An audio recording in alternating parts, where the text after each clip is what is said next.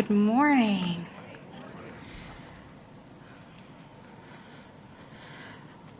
I want to add my welcome to everyone who is new and everyone who is newly returned.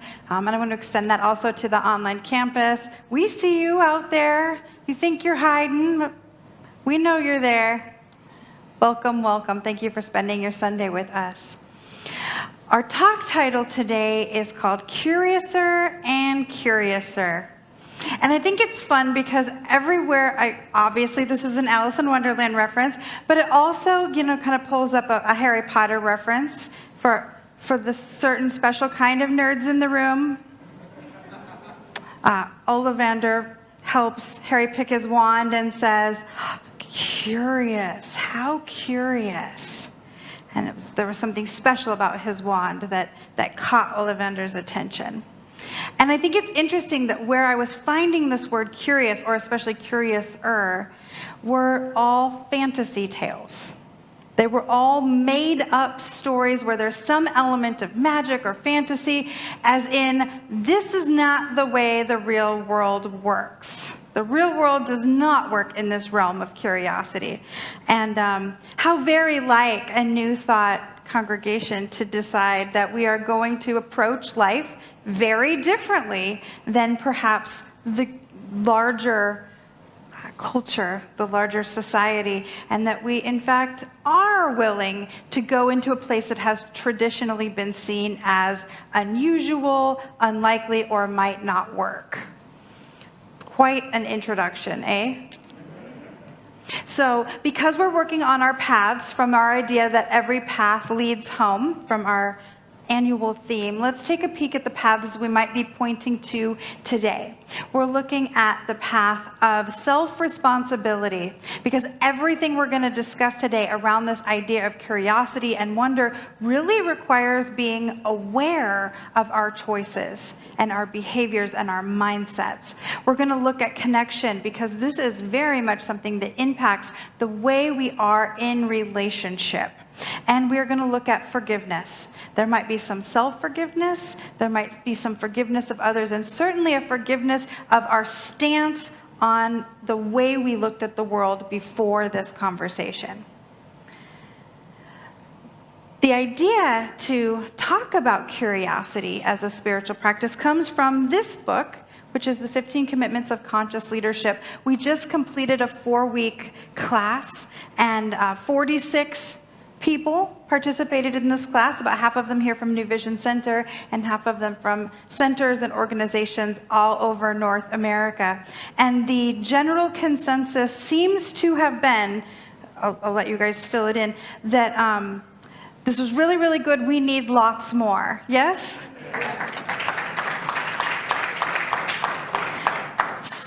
You want more? I'll give you more. So this week and next week, I've picked out a couple of points from this wonderful book that I believe we can take down to a granular level and actually begin to integrate into our lives, whether we've read the book or not. So that is the intention. And the commitment we are peeking at is actually commitment number 2 this week. I commit to learning through curiosity. I commit to learning through curiosity. And I have had people say to me when I'm facilitating this class in previous years, how else would you learn? You have to be curious to learn, don't you? You'd think. And yet we are very committed to what we think we already know. Take a breath. I already saw eyes get wider. We're early in the talk for the paranoia. Come on, breathe with me, friends. I haven't gotten to the scary stuff yet. So let me paint the picture. You are in a meeting at work. There is a very important project that must be handled in a timely, efficient, and cost-effective manner. There are 6 people around the table with you. You know how to do this. You've done it before. You know exactly what worked last time. You know exactly how to do it. You're a professional, yes? You're an extraordinary professional. I believe it. I can see it. And then the other people around the circle start talking, and they have these other ideas of how to approach this problem. And they are stupid ideas. They're terrible ideas. You don't know how they would make that work, and it's absolutely not in alignment with what you think should happen. And they are so sure that this can work. And how frustrated are you right now? You're trapped in this meeting. They are not listening to you. They do not understand that you are the superior understander of this situation. They think they are. Can you imagine? Frustration levels are rising up. How likely is it that we're going to come to a successful conclusion in this meeting? Approximately 0% likely. Now, I am sure that no one in this room has ever been in a situation like that. Certainly, I never have. You know you're right. You know the other person's crazy. The other person thinks you're the crazy one. Ooh. And then up floats into your mind from 1,000 different therapy sessions this phrase that people keep saying to you. Would you rather be right or would you rather be happy? Oh. Oh. Just breathe it in. Just breathe it in. The problem isn't being right. You're right. You did it before. It worked, yes? You are correct. You are right. The problem isn't being right. The problem is being stuck on being right. The problem is thinking that you're the only right one in the conversation. The problem is believing there's one right way and all the other ways are wrong. We're still breathing? Ooh. And it's a challenge. It's a challenge to see when we've gotten into this, this tight, enclosed thing, because when we are chasing this sense of being right, we go into what I would call defensive posture. It can look like this.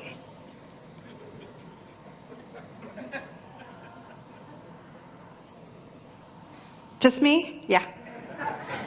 It can look like cutting people off in conversation. It can look like asking a question that sounds, let me see if I can recreate this. Well, what do you think we should do about the I-20 overpass? What I think we should do is we don't even let them get a word in. That is a sign that we're stuck on this idea of being right, or we're just so honed in on our own path forward that it does not even occur to us that there are other paths.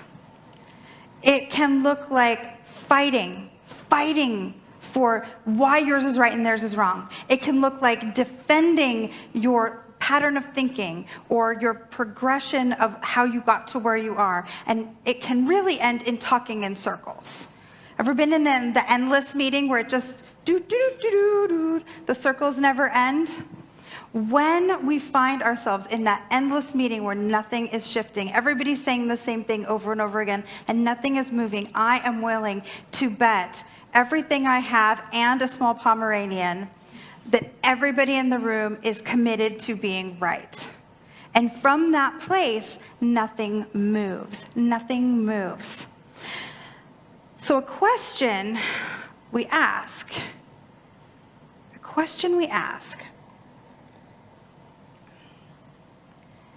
is, why do I feel like I need to defend the truth? I'm right, and that's the truth. My way is the only way, and that's the truth. Why do we feel like we need to defend it? If little Addie came running up to me right now and said, grass is purple and Reverend Karen is an elephant, would I argue with her about it? If Bobby came to me right now and said, you don't like being a minister and this isn't for you, would I argue with him about it? When something is absolutely not true, we don't feel like we need to argue about it. When we know our own truth, Reverend Karen knows that she's a human being. I know I'm supposed to be minister, and I haven't seen any purple grass, at least this day. I know that grass is green. I don't need to defend the greenness of grass. And yet, how often have we found ourselves absolutely convinced we're right, absolutely convinced that's the truth, and we're defending it? Something's going on there. It's usually that we're not as sure as we think we are. We're right, but maybe we're partially right. We're right, but maybe we're right based on an assumption that we kind of know we haven't checked out all the way. We're right, but maybe there's other ways of being right. Now it starts to get interesting. And something in us, in the brilliance of us, knows that there's more to the rightness that we bring because the defensiveness rises up. Inside of us, we are wise. Inside of us, we know. We know. The poet E.E. Cummings said, "Once we believe in ourselves, we can risk curiosity, wonder, spontaneous delight, or any experience that reveals the human spirit." Once we believe in ourselves, what if we were able to pause in that moment and think within ourselves, well, I know I'm right. I know my way can work. I wonder what else can work. How does that start to shift the energy? I know what I'm talking about. I wonder what they know that I don't know. Now there's room in the air to breathe. There's room to have some conversation. It's about opening up to wonder. It's about opening up to this idea that there's more to know. So I moved here in 1999, and I was 24 years old. And I grew up in Des Moines, Iowa, which is a lovely place, but they have ice there, so I had to leave. And for about the first year, you're making friends. We're making friends with the other parents at the preschool. We're meeting up to go out, doing the thing. And people would say, hey, we have the best Mexican food here. You're in the Southwest now. I've got some of the best Mexican food in the world, outside of Mexico, presumably. And I would say firmly and assuredly every time, I don't care for Mexican food. Could we pick somewhere else? And of course, they're lovely, and we would pick somewhere else. And this went on for a year. And my husband at the time said not a thing about it because he'd been with me for 7 gajillion years at that point, and he'd heard me say, I don't care for Mexican food. Can we pick a different place? In Iowa, too. And then one day, a really wonderful person, who is my best friend to this day, said, can I ask a question? Sure. What don't you like about Mexican food? I don't like refried beans. That's literally the entire story. Now, if you've eaten Mexican food in Iowa, you would understand that it's basically refried beans and a tortilla and some cheese. Like, that's the whole story. And she kind of tipped her head to one side the way she does, and she said, you could ask them to leave that off. I was like, well, then what? Would it be a plain tortilla? She said, how about you trust me and we go get some Mexican food?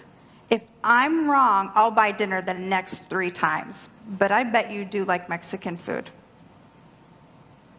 I eat Mexican food now. It's It's still not my favorite, but I can find things that I like there that do not, in fact, have refried beans, or I can ask them to leave it off. Turns out I'm also not a sour cream fan. They can leave that off too.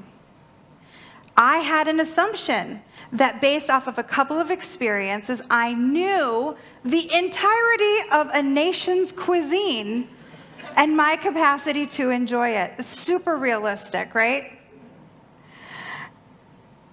We all have things that we are closing out of our life, out of our experience, because we are walking through an assumption based on thinking we know more than we know and that there are not more answers.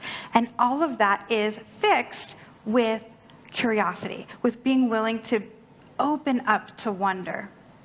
Now, when we're in that conversation around that contentious kitchen table or office table where everybody thinks they're right and nobody really wants to hear what anybody else has to say, it can be intimidating to decide to open up to curiosity with those faces coming at you. You know the faces? And they see your face as that. You're one of their faces that are saying, I'm right and you're not. Ah.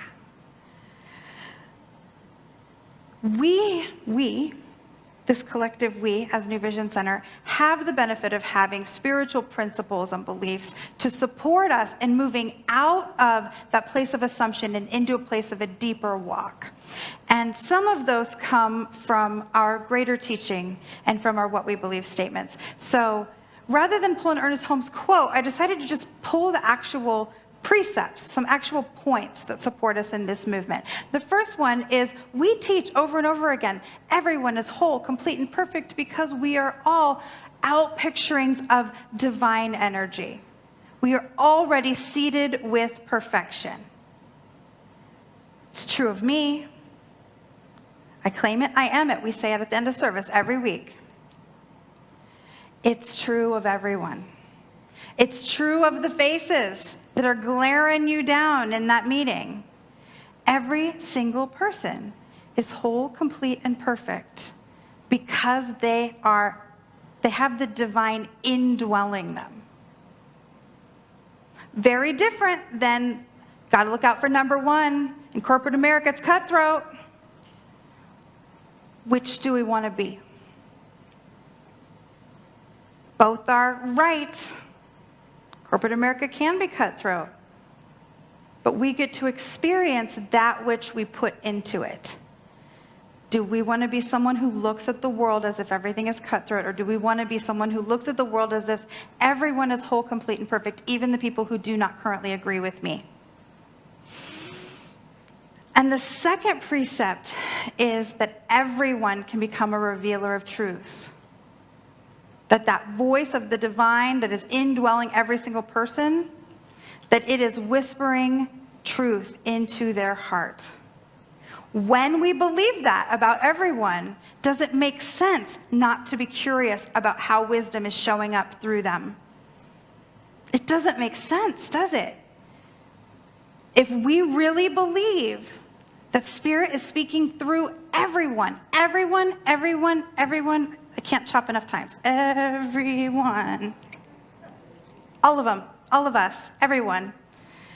How could we not be curious about what it is they're bringing to the table, what brilliance we are missing because we're so focused on the truth that we've heard from Spirit within us? But we already know that. We already know the truth that Spirit's told us. It told us. Are we going to limit ourselves to only the Spirit, what it has whispered to us? Or are we going to open up to what Spirit is telling everyone? We can trust the wisdom in the people around us. We can trust the positive intentions in the people around us. We can be in a room with people with 10 different ideas and trust that everyone in the room wants the highest and best for the project, for the choice, for the relationship. We can do that. Take a breath. Because it's hard in the moment, isn't it? It's easy to forget, like Alice falling down that hole. It's easy to forget what we know when the situation looks choppy. It's easy to forget that we are abundance when the budget looks a little squeaky. It's easy to forget that we are always safe and sourced and supplied when we feel alone.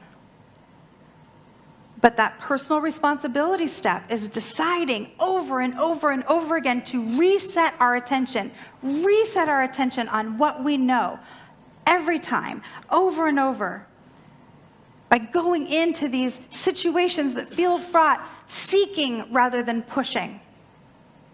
Asking questions like, tell me what about your plan excites you?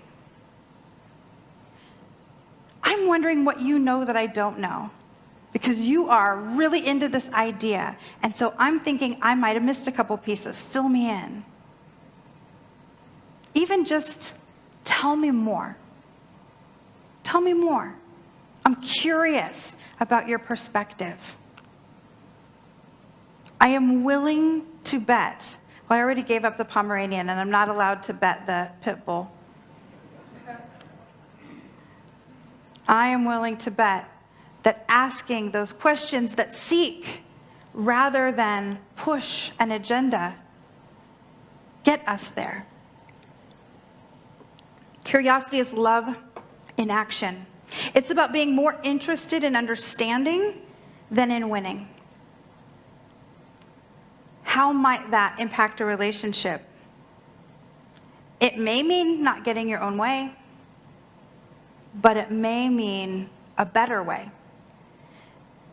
It's about being more interested in connecting than in dominating, which may mean having to let go of some of your ego. It may mean not having the sash that says, best decider of things ever, forever and ever. Maybe we have to take that off. It requires being more interested in the relationship than in the immediate results. But here at New Vision Center, we have a system that has doubled down and doubled down and doubled down on this idea that it is more important to honor the relationship than the immediate results through our consensus system, which is not always the fastest way to make a decision, but it is the deepest way to make a decision.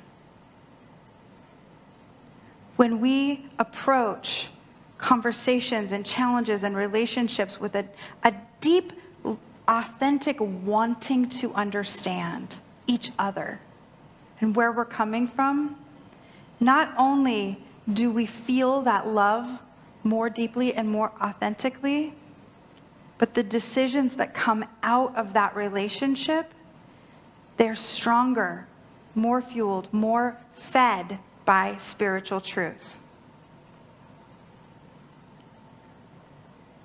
So we end where we began. In the newsletter this week, I've been quoting some interesting gurus lately. This time it was Casanova. Yes, that Casanova. Giacomo Casanova, who was a writer and a commentator on 18th century culture and life and indeed romance. I'm not sure exactly what he was talking about when he gave this quote, but it really stands for us anyway. Love is 3/4 curiosity. When you care enough to ask, people feel loved.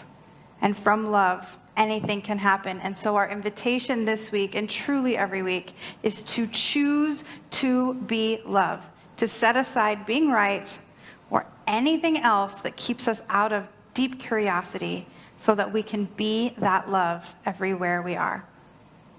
And so it is.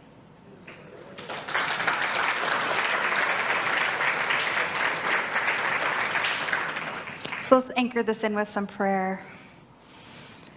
Oh, how good it is to open up to the wonder that is life. To open up to the sense of possibility that is ever expanding as we lean into spirit and see that it is truly infinite in its own nature. How good it is to remember that this one that we call the divine is making itself known in, through, and as all life, including everyone within the sound of my voice. That each one of us is met right where we are with exactly what is needed, with with more than enough love, more than enough abundance, more than enough wholeness, more than enough of every needed and good thing. That even as we speak this prayer, we are met with the divine yes, so that any cause or concern that came into this space, into this time together on our heart, that it is already being worked upon by Infinite Spirit. How good it is to know that that curiosity is met with infinite possibilities, infinite right ways to do things, infinite ways to love one another. And so with a grateful heart, I call it all good, every bit of it, and we claim it together as we say, and so it is.